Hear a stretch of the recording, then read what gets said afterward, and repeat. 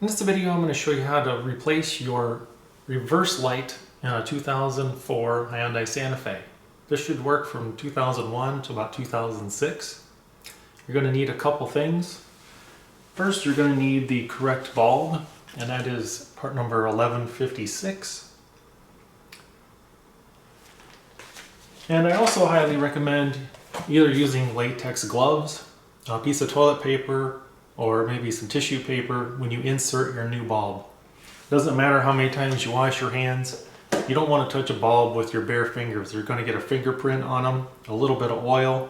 It's going to create a hot spot and cause your bulb to burn out prematurely.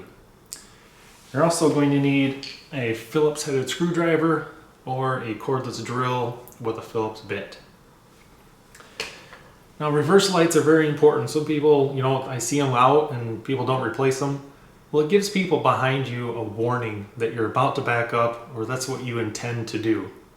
Could prevent an accident someday. So these reverse lights are very important. I'm going to show you step by step on how to replace it. Once your hatch is open, it reveals these two Phillips headed screws, and you're going to want to go ahead and remove those. Once your screws are out, this housing goes straight back. There's plenty of wiring to reveal all your bulbs. I wouldn't let the housing hang just from the wires, so if you want, you can go ahead and put a zip tie around here and up around your strut for your hatch so the housing doesn't fall down. To remove the bulb, you just turn counterclockwise, pull straight out. That reveals your bulb. You're going to push in, turn counterclockwise, pull straight out.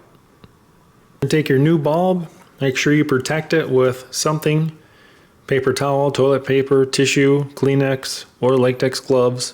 You're going to line up the protrusions on the bulb with the cutouts in the housing. Push in, turn clockwise. You'll see it spring back. Give it a slight tug to make sure it doesn't come out. And then notice these protrusions on this housing here. They're different sizes. This one here is really big. And that's how you're going to line up putting it back in. So I just look at the biggest protrusion right here, put it in its appropriate slot, push down, turn clockwise, give it a slight tug, make sure that it doesn't come out. And now we're going to go to the front of the vehicle and make sure that the bulb works before reinstalling. So now that we know the bulb works, we can go ahead and continue with the reinstall. Just take the housing, push it straight in. Reinstall your two Phillips head screws. I only use a screwdriver to reinstall these. You just want to make it snug. You don't want to over tighten. You could crack the housing or strip the screws. So sometimes I use a drill to take them out, but only to put these back in, I ever use a screwdriver.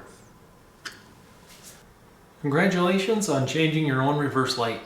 You've saved yourself some time and money, and possibly even saved an accident. Hope this video was helpful, and thanks for watching.